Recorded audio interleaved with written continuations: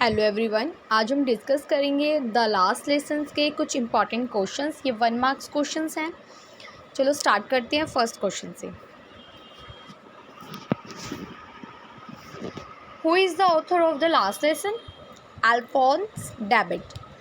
अगर आप लोगों ने चैप्टर को अच्छी तरह से वीडियो सुना है और पढ़ा है तो आपको ये सारे के सारे आंसर्स एक बार में ही आ जाएंगे। मतलब कि मैं क्वेश्चन बोलूँगी तो आपको आंसर पहले से ही आता होगा।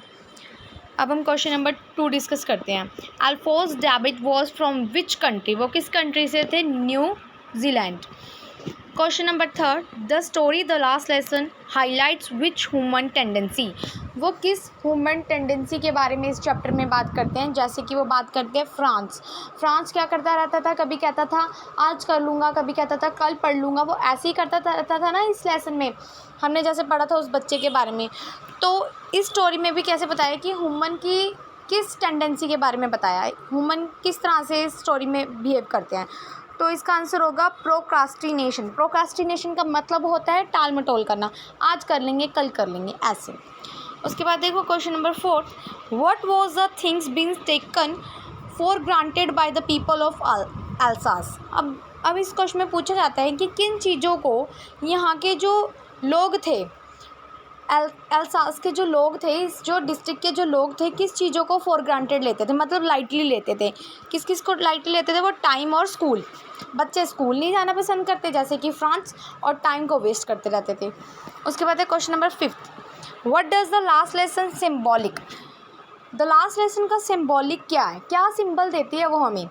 तो loss of language and freedom क्या है? अब इनको जब पता चला कि अब हमारी जो लैंग्वेज हमसे छीनी जा रही है और हमारी फ्रीडम भी छीनी जा रही है, तब इनको पता चला कि अब हमारी लैंग्वेज जो कि हमने पहले सीखी नहीं, जैसे कि ये पूरा का पूरा जो पोर्शन इस लाइन में दिख रहा है वो किस पे लगता है? वो फ्रांस पे लगता है। क्यों? क्योंकि वो जब उसे पता चल गया था कि अब मुझे फ्रांस टीचर नहीं पढ़ाएंगे, जो उसके मिस्टर एम हैमल जो थे वो उसे नहीं पढ़ाएंगे, तो उसे पता चल गया था कि अब मैं इस लैंग्वेज को कभी पढ़ नहीं पाऊँगा। तो लॉस्ट ऑफ लैंग्वेज और फ्रीडम अब क्या हो गई थी? यहाँ के लोगों की लॉस हो गई थी।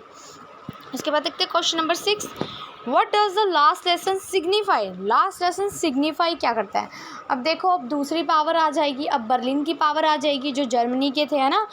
तो अब क्या हो जाएगा? Change in life. अब जैसे वो आज़ादी से पहले रहते थे अब वो वैसे नहीं रहेंगे, ठीक है। अब इनको उनके रूल के अकॉर्डिंग रहना पड़ेगा। क्यों? क्योंकि अब उन्होंने क्या कर लिया, इसको ऑक्यूपाइड कर लिया है।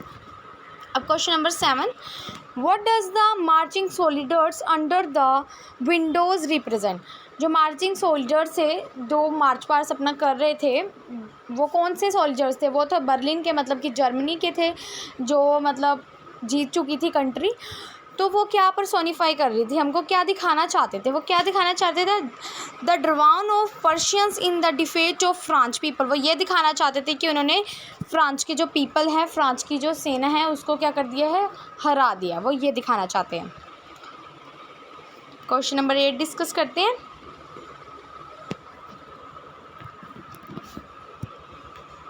From where did the order come to teach only German in the district of Alsace and Lorraine? कहते हैं कि कहाँ से ये ऑर्डर आया था कि अब सिर्फ और सिर्फ अल्सेस और लॉरेन में अब क्या पढ़ाई जाएगी? जर्मन पढ़ाई जाएगी, फ्रांस को नहीं पढ़ाया जाएगा।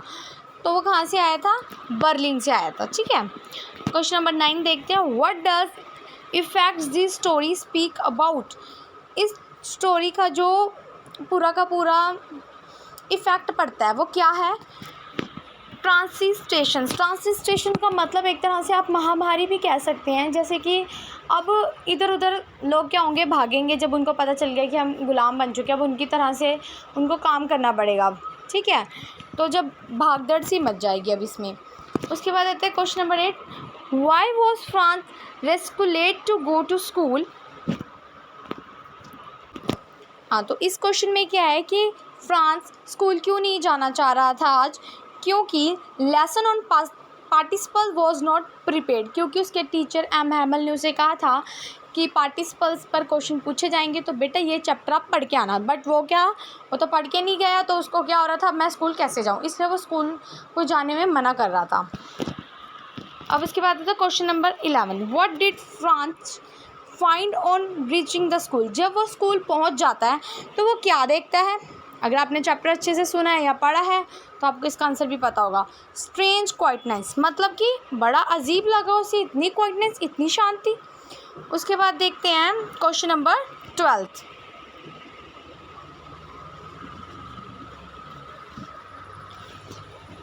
Who occupied the back benches in the classes. जो बैक बेंचेस जो पीछे बैठे हुए थे बैक बेंचेस पे, वो कह रहे हैं कि वो कौन बैठे थे और क्यों बैठे थे। विलेजर एल्डर्स बैठे हुए थे। बस इसका आंसर विलेजर्स एल्डर्स है, ये साइड में कुछ भी नहीं है। वो क्या करने आए थे, वो एम हैमल जो टीचर थे उसको सम्मानित करने के लिए आए थे, क्योंकि आज उनका क्या था, लास्ट डे था स्कूल में। उसके बाद देखो question number 13। Why was France surprise. French क्यों सरप्राइज हो गया। Because of M Hamel kind and polite behaviour, क्योंकि वो बड़ा ही शांत बर्ताव कर रहे थे।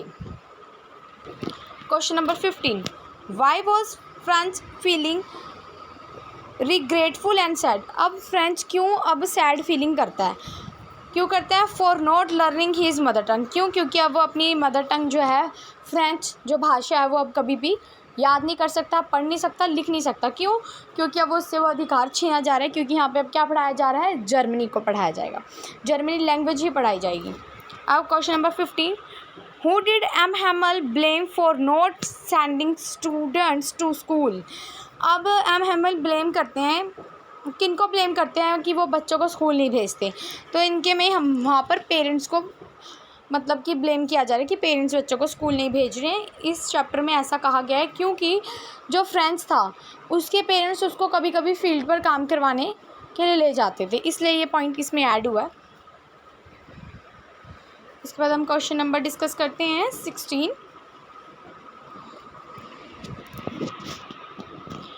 व्हाट डिड होजार्स ब्रिंग्स ओल्ड प्रीमियर। अब ओल्ड प्रीमियर हो चुका है इनका, मतलब इनकी लैंग्वेज का, इनका सबका, अब इनके ऊपर जर्मनी ने वो कर लिया है पूरी तरह से ऑक्यूपाइड।